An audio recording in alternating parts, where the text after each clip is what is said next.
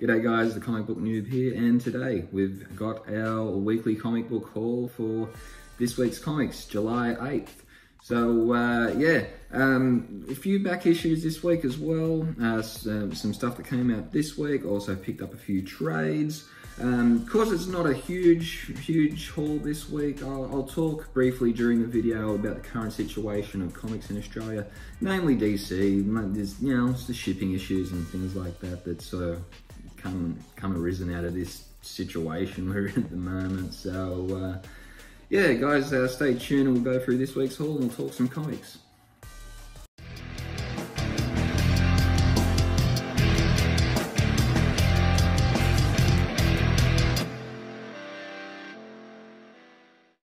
Alright guys, we're back. The comic book noob here, bringing you this week's comic book haul for July 8th. So yeah, before I get into the video guys, just quickly, there is my social media, Facebook and Instagram there, so go ahead, follow those accounts. I've been a little lazy on them lately, the last couple of weeks, but yeah. Also guys, remember to, if you haven't already, subscribe to the channel, and remember to like the video and comment. Let me know what you picked up this week in your comic book haul this week as well. So that's it guys, the introduction's out of the way. So let's get into this week's comic book haul.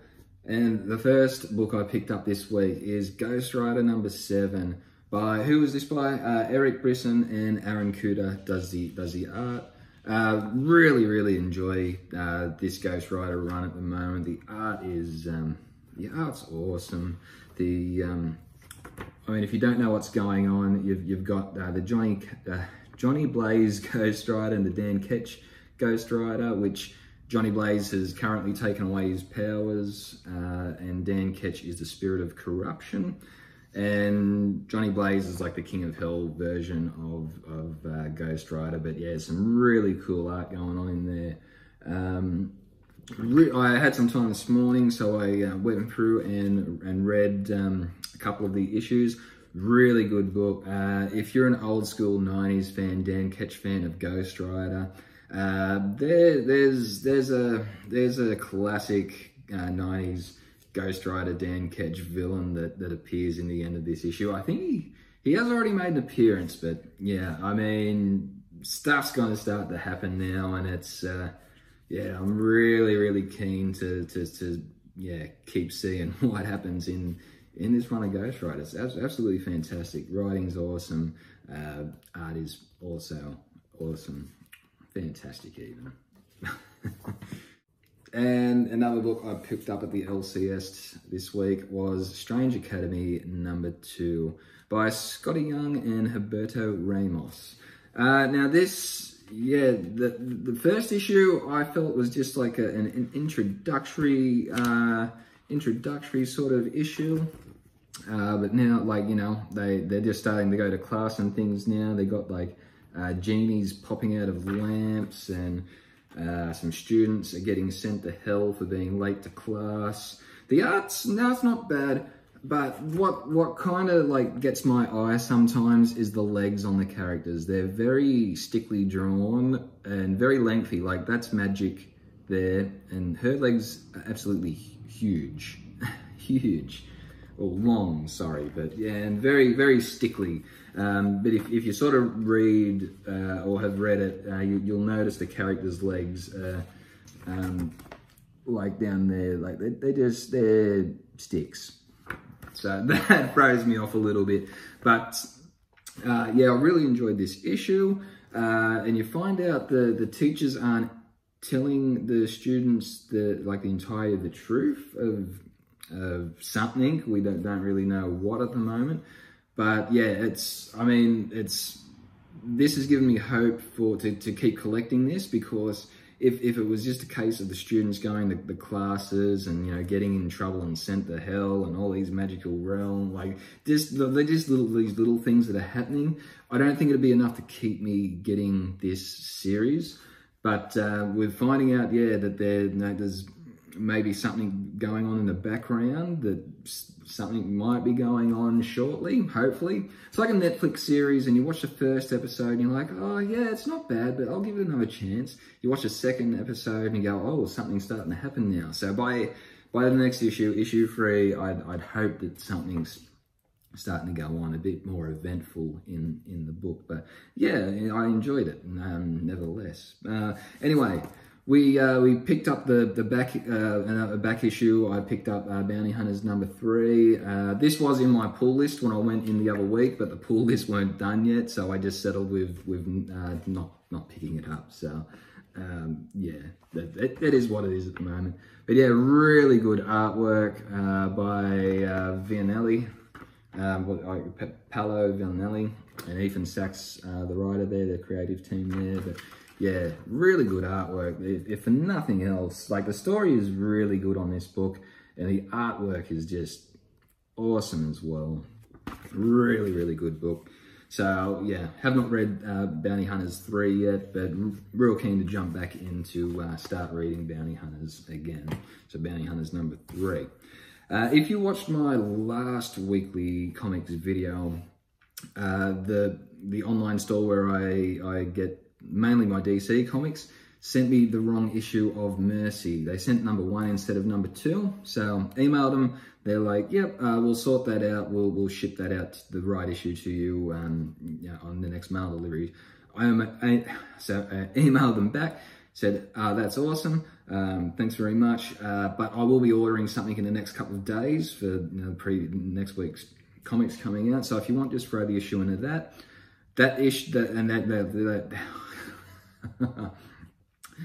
They were just like, yeah, no worries, just put a comment in the checkout and we'll sort that out for you.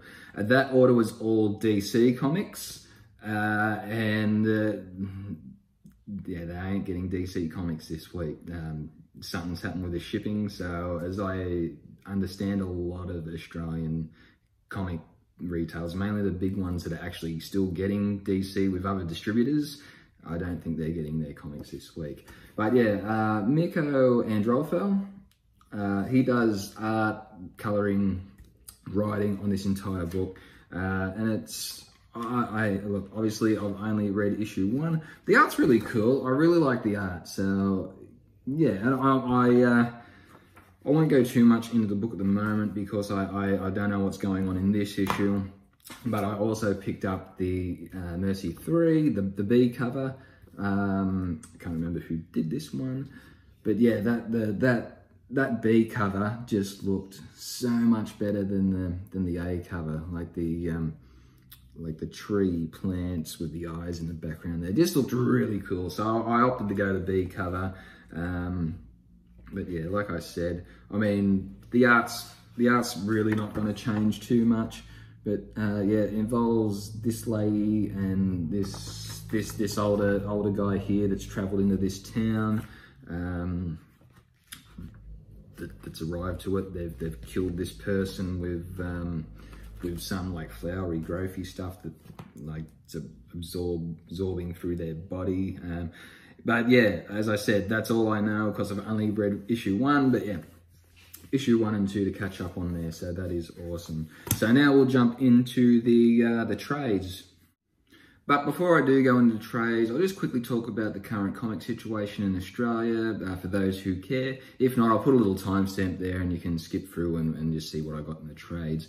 But obviously, DC is no longer going with Diamond distributors shipping comics, so that means for everybody, they're going through to lots of distributors. Now that might not be too big of an issue in America, but once it goes in a truck and then gets on a plane and all that sort of thing, when you've got 2 of them coming in weekly, it costs a lot of money, especially for smaller stores to do that weekly. So smaller stores like mine just simply cannot afford to do that weekly. So they're just can't afford to do it. So like that, they're just can't get DC comics anymore. So that sucks. So what I've decided to do there, I've decided to just collect Batman and Detective Comics. I'm going to collect Batman to about 100, 101, something along those lines. Detective Comics, however, whatever number that tends to be, just to line up with 100 or 101. I'm going to finish off collecting Death Metal, DC's Dead Planet. I'll collect and finish that run as well. It's only three issues. And I've got a couple Hill House comics that I'll finish the run as well. Plunge and Daphne Byrne. Daphne Byrne's got one. Plunge has 2 issues left, so I'll finish them. And then unfortunately, yeah, it's going to be no more DC apart from like when graphic novels come out. So that's it. But if there is one good thing to take out of this, my store, they're putting the foot forward, and they're starting to bring in, because they relied heavily on Marvel and DC, and they got Image like Spawn, you know, Mercy, things like that. But they weren't getting a lot of different titles, which is normal. It's good. Every time I've been into my store, my guy comes out and he goes through like the previews and stuff like that. He's like, let me know what you want. And normally they wouldn't order it in unless you say, yeah, I'll pick that up. Put that on the pull list. I'll pick that up. But what they're doing now is it seems like they're going to start to get more of these indie titles from Boom, Image, and all those smaller indie labels. Which is good for someone like me that likes to go in, and if there's I've heard something good about them and I'm sort of on the fence about it, like I like sort of just picking up that first issue, having a little flick through and going, yep, you know what, art looks really cool. Mainly I'm drawn in by the art. The art's usually the fence tipper of whether I pick it up or not. So that's a good thing for me with these indie comics. So that's if there's one good thing that's coming out of this, it's my store will be getting more indie titles from, you know, Image, Boom, blah blah blah, those sort of places, which is great. So hopefully down the track, it's probably not going to be for, you know, 6-12 months, who knows, when we start sort of seeing, hopefully start seeing DC more available to smaller outlets again by one distributor. Smaller stores are going to have to go through one distributor over here. It's just going to cost an absolute bomb with the Aussie dollar down and the shipping fees and all that sort of stuff that comes into getting the comics weekly. It's just too expensive for them. So hopefully at some stage, like, they start getting more of these indie titles in, they start selling good for them, and then, you know, when DC sort of comes back, you know, they can bring them out again. And that's maybe what happens. That might not happen. We might not ever see DC Comics again, but who knows? But that's the situation at the moment, guys. So let's get back into the haul, and we'll go with the trades. This I picked up at my LCS. We got The Dark Knight Returns by Frank Miller. This was written when I was born. This was 1986, this story. So yeah, I saw it and I'm like, you know what? I got to pick it up. And yeah, like you look at, I don't think I've read any Frank Miller stuff, but yeah, I mean, mid-80s Frank Miller, Batman. I mean, it's well known that was one of his classic runs there. So I felt the need to pick that up, and yeah, I'm really keen to sit down and read this over the weekend or possibly next week. We'll see how it goes. So the next couple of issues that came, I ordered about a month ago, and man, I'm really excited to read this. Rover Red Charlie by Garth Ennis, and you get a little introduction letter. It's maybe 3 pages long by Alan Moore, 4 pages maybe. But it's, yeah, I mean, this is like a couple of dogs. 3 dogs, sorry. But yeah, it's a story about these dogs in the apocalypse. There was a scene when I sort of flicked through it at the moment. Yeah, like this. I mean, Jesus Christ. He kills the fucking dog.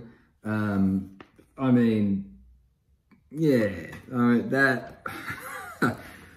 I love dogs. I love my 2 dogs that I've got here, and I love Garth Ennis, but I feel this book is going to make me cry by the end of it. I mean, look at them, Jesus, and you get that dude like smacking that dog over that car. I mean, it's going to be a good book. It's going to be a great read. I can sense it already, but it's, yeah, it's.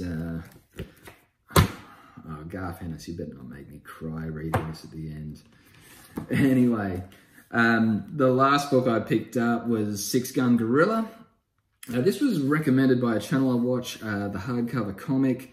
This is by Simon Spurrier and Jeff Stokely with the art. And Mike, the hardcover comic, just went on about how good this this book is that Simon Spurrier has written. And I mean, the art looks cool. It looks really cool, actually.